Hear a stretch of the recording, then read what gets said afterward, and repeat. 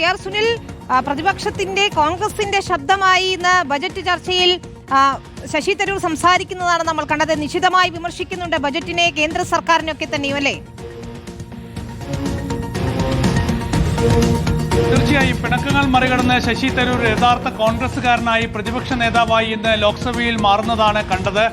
വിനീത ചൂണ്ടിക്കാണിച്ചതുപോലെ തന്നെ കാലിന് പരിക്കേറ്റ അദ്ദേഹം ഇരുന്നു കൊണ്ടാണ് ഈ ബജറ്റ് പ്രസംഗം നടത്തിയത്. ഏതായാലും കേന്ദ്ര സർക്കാരിന്റെ ഈ ബജറ്റിനെ നിശിതമായി വിമർശിച്ച ശശി തരൂർ തൊഴിലില്ലായ്മ പരിഹരിക്കുന്നതിനും പണപ്പെരുപ്പം പരിഹരിക്കുന്നതിനും യാതൊരു നിർദ്ദേശവും ഈ ബജറ്റിൽ ഇല്ല എന്നാണ് ചൂണ്ടിക്കാണിച്ചത്.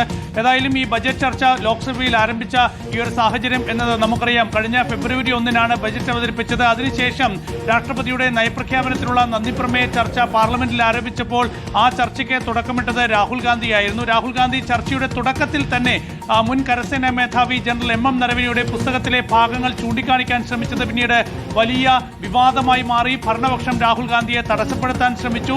പിന്നീട് രാഹുൽ ഗാന്ധിയെ സംസാരിക്കാൻ അനുവദിക്കണമെന്ന് ആവശ്യപ്പെട്ടുള്ള പ്രതിഷേധ കാഴ്ചകളായിരുന്നു തുടർന്ന് അങ്ങോട്ടുള്ള ദിവസങ്ങളിലൊക്കെ തന്നെ പാർലമെന്റ് കണ്ടത്. ഇന്ന് രാവിലെയും ലോക്സഭാ നടപടികൾ തടസ്സപ്പെട്ടത് ഇതേ വിഷയത്തിലായിരുന്നു. ഏതായാലും പിന്നീട് ഇന്ന് ഉച്ചയ്ക്ക് 12:30 മണിയോടുകൂടി സ്പീക്കർ വിളിച്ച കക്ഷി നേതാക്കളുടെ യോഗത്തിലാണ് സഭാ നടപടികൾ മുന്നോട്ട് കൊണ്ടുപോകുന്നതിൽ ഇപ്പോൾ പ്രതിപക്ഷം സഹകരിച്ചിരിക്കുന്നത്. അതിന്റെ ഭാഗമായാണ് ലോക്സഭയിൽ ബജറ്റ് ചർച്ച ആരംഭിച്ചിരിക്കുന്നത്. പാർലമെന്റിന്റെ ആദ്യഘട്ട സമ്മേളനം ഈ 13-ാം തീയതിയാണ് അവസാനിക്കുന്നത്. അപ്പോൾ 13-ാം തീയതിക്ക് മുൻപ് ഈ ബജറ്റ് ചർച്ച പൂർത്തിയാക്കി ഈ ബജറ്റ് പാർലമെന്റ് പാസ്സാക്കേണ്ടതുണ്ട്. അപ്പോൾ അതിന്റെ നടപടിയിലേക്ക് ലോക്സഭ കടക്കുകയാണ്. അപ്പോൾ ബജറ്റ് ചർച്ച ഇന്ന് ലോക്സഭയിൽ ആരംഭിച്ച സാഹചര്യത്തിൽ ഒരുപക്ഷെ നാളെ വൈകിട്ട് ധനമന്ത്രി നിർമ്മല സീതാരാമൻ അതിന് മറുപടി നൽകും. പ്രതിപക്ഷ നേതാക്കളൊക്കെ തന്നെ ഒറ്റക്കെട്ടായി നിന്നുകൊണ്ട് ഈ ബജറ്റ് ജനവിരുദ്ധമാണ് എന്നാണ് ലോക്സഭയിൽ ചൂണ്ടിക്കാണിക്കുന്നത്.